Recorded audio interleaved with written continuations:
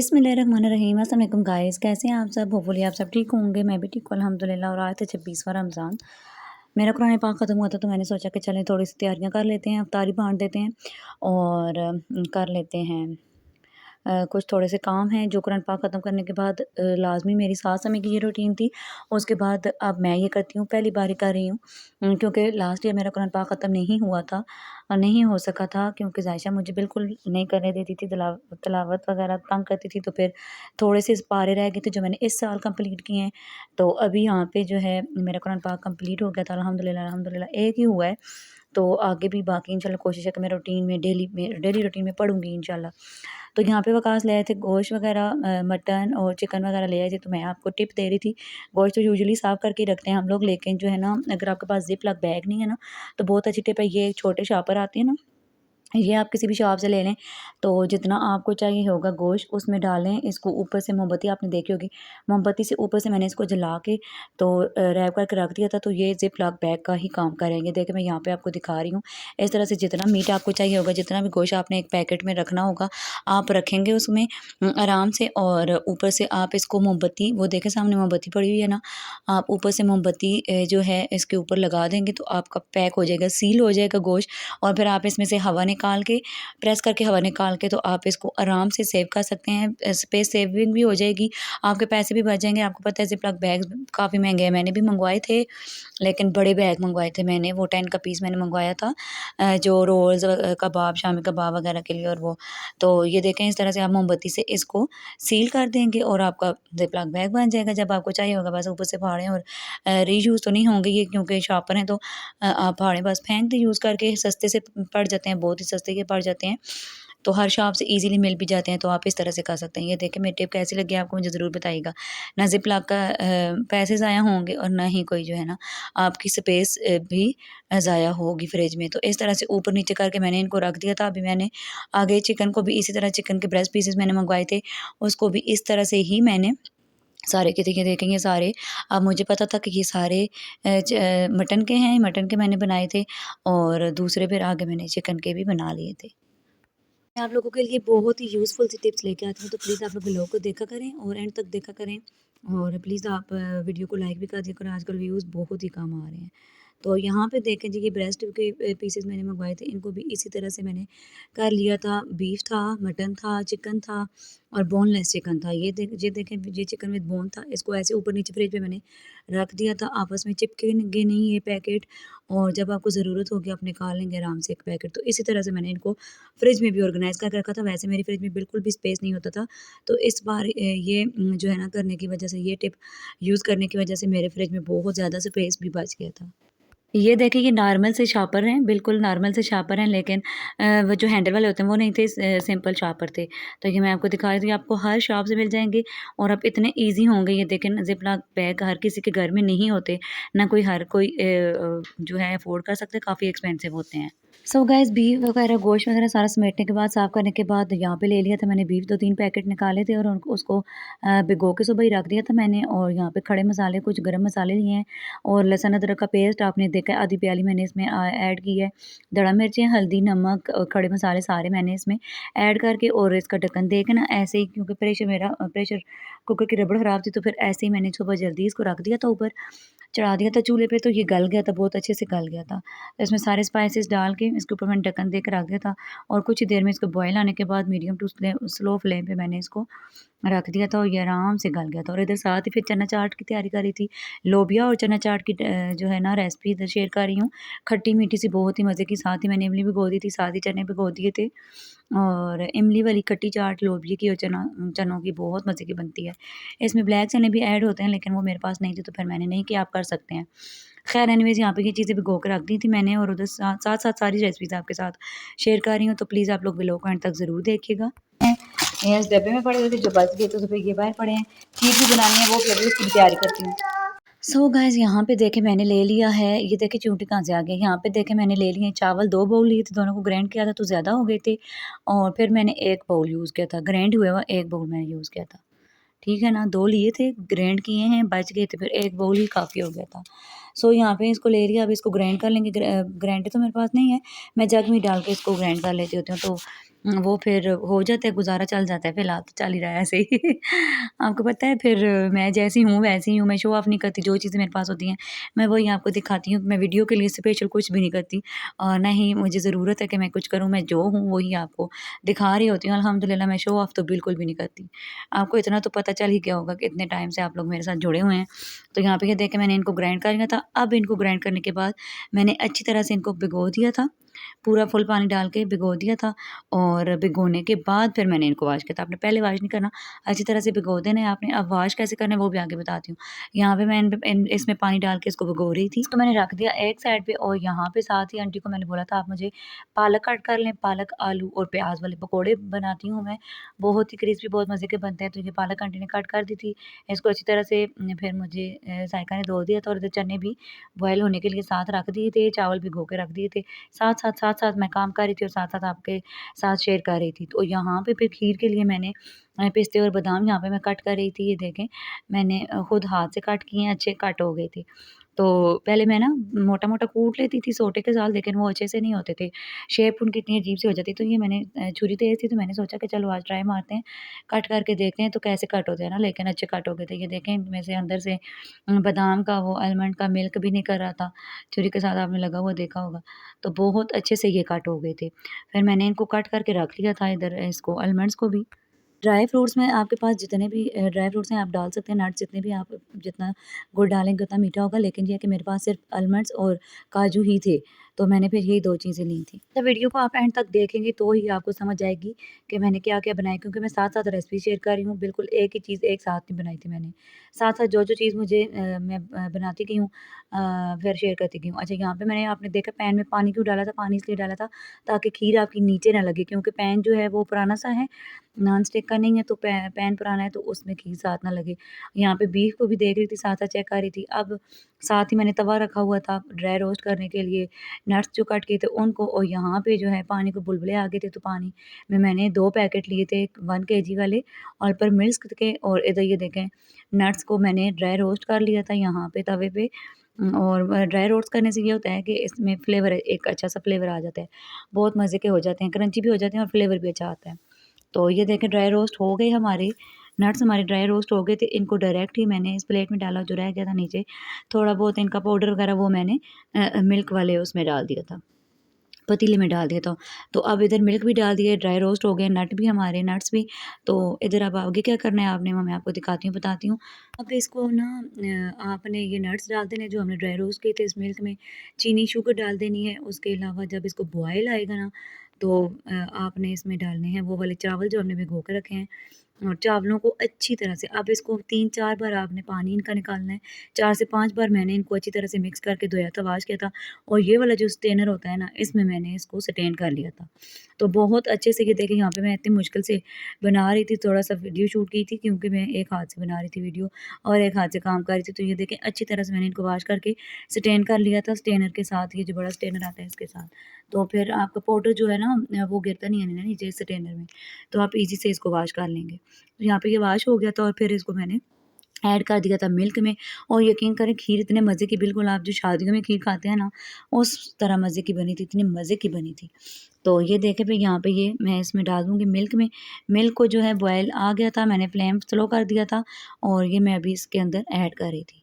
सेे हुए चावल ऐड करने के बाद ये देखिए ये बाउल एक भर के मैंने इसमें ऐड कर दिया था शुगर का। यहाँ पे अब आपने क्या करना है, शुगर और चावल ऐड करने के बाद आपने थोड़ा-सा चम्मच चलाते रहना है, क्योंकि गुठलियाँ ना बन जाएँ, तो इसलिए आपने बॉयल आने तक इसमें चम्मच चलाते रहना है। जब बॉयल आ जाएगा अच्छे से, तो फिर आपने फ्लेम स्लो टू मीडियम कर देना, मीडियम टू स्लो करके आपने इसको पकाना है। आधे घंटे तक आप इसको पकाएँ तो आपकी इतने मज़े की, अभी इसका एक पॉइंट और रहता है, वो मैं आगे चल के आपको बताती हूँ। सो ये इसका पॉइंट है कि इसके साथ आपने क्या करना है, अब यहाँ पे आपने लज़ीज़ा खीर ले लेनी है, और लज़ीज़ा खीर का ये एक पैकेट है, लेकिन मैंने ना आधा डाला था। लज़ीज़ा खीर और ड्राई मिल्क आपने इसमें ये 2 चीज़ें डालनी है, कैसे डालनी है बताती हूँ अभी। ये देखें ये ड्राई मिल्क मैंने लिया था, थोड़ा-सा तकरीबन आधी प्याली ड्राई मिल्क था और आधी ही प्याली मैंने लज़ीज़ा खीर की डाली थी इसमें, और इसमें थोड़ा-सा दूध दूध डाल के ना मैंने इसको ब्लेंड कर लिया था।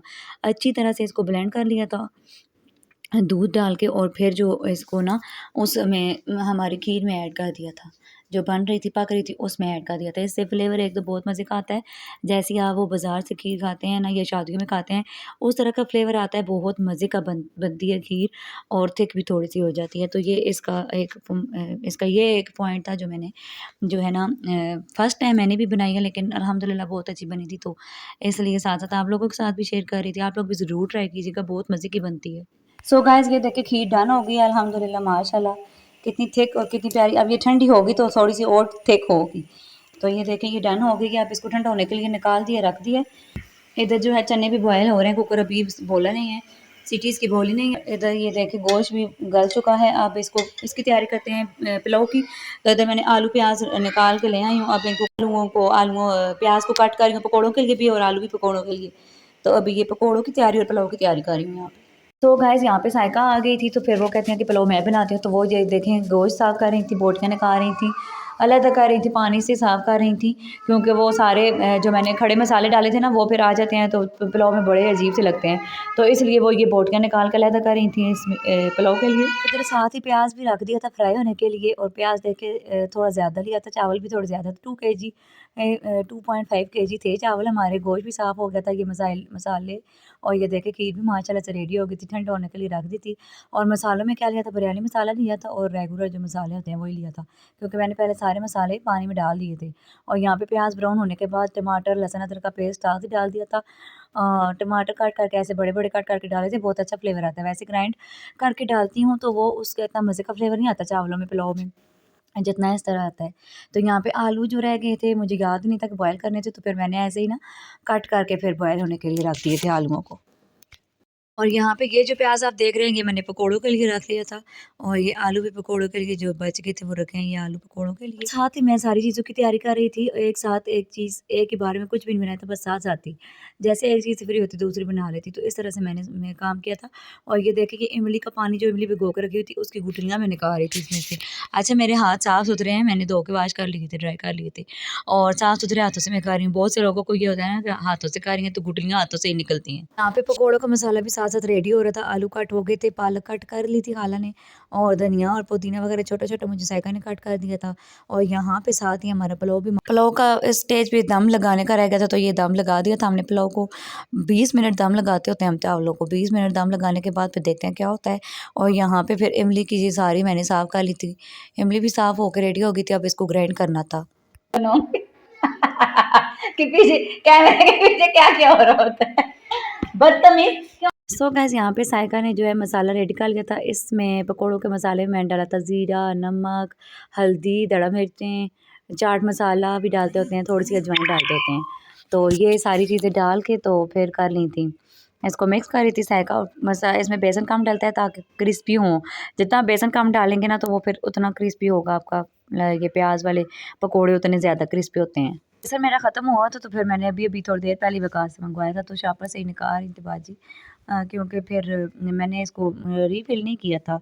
तो यहाँ पे ये देखिए बेसन डाल के अच्छी तरह से मिक्स कर, पहले मसाले सारे डाल के मिक्स किया था और अब बेसन डाल के मिक्स कर रही थी यहाँ पे। वो उधर अपना काम कर रही हैं, तो और मैंने इधर जो इमली का पानी गुठलियाँ निकालनी थी, उस पानी को मैंने डाला ब्लेंडर में, नमक काला डाला और ज़ीरा डाला। काला नमक डाला तो बहुत मज़े का था, अभी भी मेरे पास ये बचा हुआ पड़ा हुआ है, मैं दोबारा चाट बनाऊँगी तो फिर यूज़ कर लूँगी। तो ये देखिए ज़ीरा और काला नमक डाला, बस इसको ब्लेंड करके मैंने ये देखिए छान लिया था।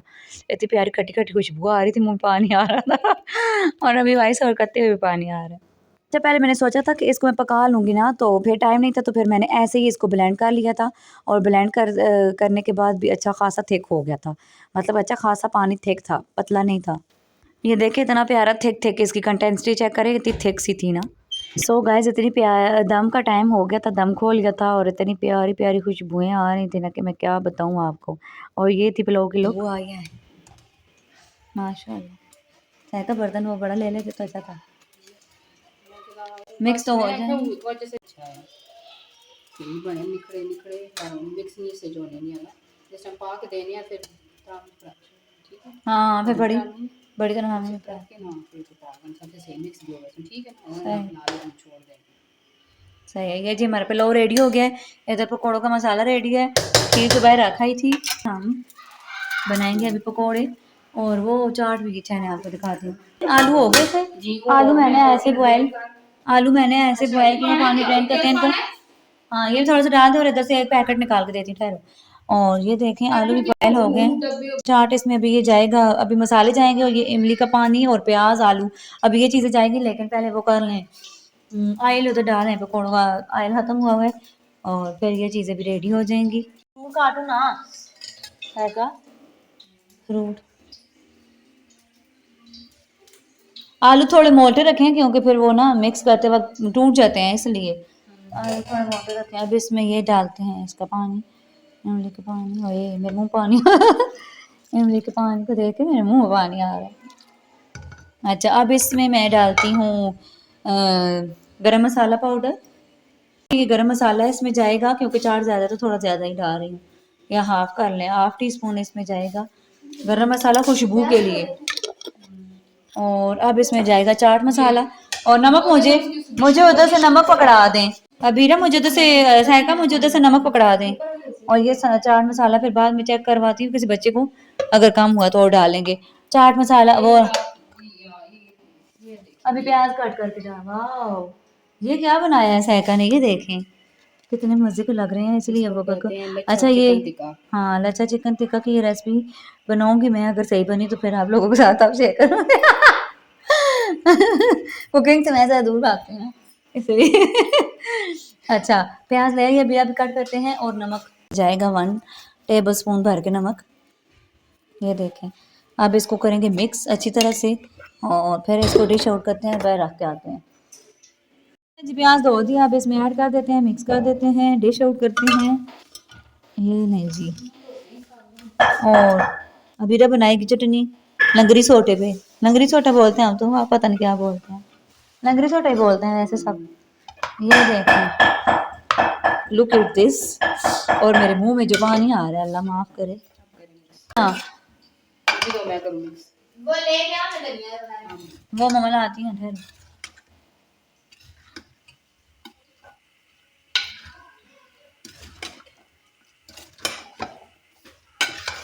बस अब इसको मैं डिश आउट करती हूँ, आप लाएं उसको लाते हैं वो धनिया और मिर्चें, और फिर मैं फ्रूट कट करती हूँ। धुल गया फ्रूट किस में कट करेंगे, या वो बाउल बड़ा हो ना कोई, नहीं वो जो छोटी तरामी है उसमें कर लेते हैं का, वो जो छोटी नहीं है। तो गाइस यहाँ पे इसको डिश आउट भी कर लिया था और इतने मज़े की ये बनी थी ना, इतने मज़े की, आप लोग ज़रूर ट्राई कीजिएगा, बहुत मज़े की बनती है। जो बच्चे दही वाली चाट नहीं खा देते ना, या जो लोग दही वाली चाट पसंद नहीं करते, तो ये वाली चाट आप लोग खाएं। आप इसमें और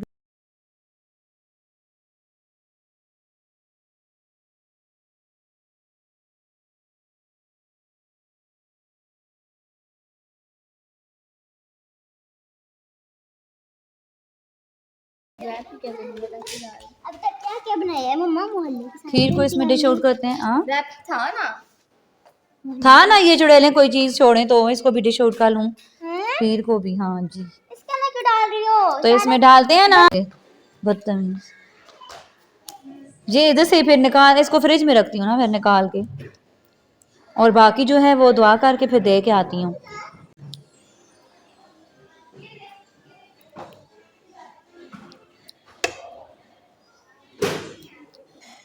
ये थोड़ी सी फ्रिज में रख देते हैं ना ठंडी होने के लिए। और बाकी तो पानी का जग रखा है। ये क्या है, ये रेयान का दूध पड़ा हुआ है। ये बच्चों ने क्या क्या फेंका हुआ है इधर, पैम्पर पकौड़े। और ये देखते हैं इतने प्यारे, इस दफ़ा पालक भी मंगवाई थी मैंने, पालक वाले पकौड़े बनाए, मज़े के बनते हैं बहुत। और ये देखें ये बन रहे हैं पकौड़े, और इधर पकौड़े बन रहे हैं, उधर मैं फ्रूट चाट कट करती हूँ, और इधर अबीरा चटनी कूट रही है। ये देखिए अबीरा चटनी बना रही है, इसमें थोड़ा सा ज़ीरा और नमक डालती है, अच्छे से कूटती है। चलो अब मैं करूँ, नहीं ज़ीरा नमक डाल। सो गाइस यहाँ पे जो है बड़ी दरामी ले ली थी और चावल उसमें डाल दिए थे। चावल पाक तो गए थे अच्छे से, निकरे निकरे बने थे, लेकिन मिक्स नहीं हो रहे थे, बर्तन छोटा पड़ गया था। चावल ये पिलो सेकंड बनाया है, ज्यादा हो गए थे ना चावल, तो उसमें मिक्स नहीं हो रहे थे, टीटू पीछे हो, मिक्स नहीं हो रहे थे, और इसलिए फिर हमने इधर इसमें डाले हैं तरामी में। दुआ करती हूँ मैं वहाँ पे चीजें हम बांटते हैं, बर्तन वगैरह उतार के लाओ, वो वाली डूंगियाँ उतार के ले आओ ना उस तरह की है, बल्कि आपका हाथ नहीं जाएगा ना याद है जो मैं। बस मेरी चाट कंप्लीट होने वाली है। ये देख मैं जब बैठ के फ्रूट काट रही थी, फ्रूट चाट ना दादी इसके लिए ये देखेंगे चावल इधर प्लेट्स बना के रखी हैं चावलों की, और इधर ये डिशें वगैरह ये सारी चीज़ें अभी रेडी हो रही हैं। और ये देखिए जो साइका रोल फ्राई कर रही है और पकोड़े हो गए हैं सारे रेडी। इधर फ्रूट चाट भी मैं मिक्स कर रही हूँ, तो ये चाट भी इधर डाल दिया। ये देखें ये अबीरा प्लेट्स बना रही है। ये जो चाट इधर डालिए, खीर नीचे करते हैं और इसको डालते हैं।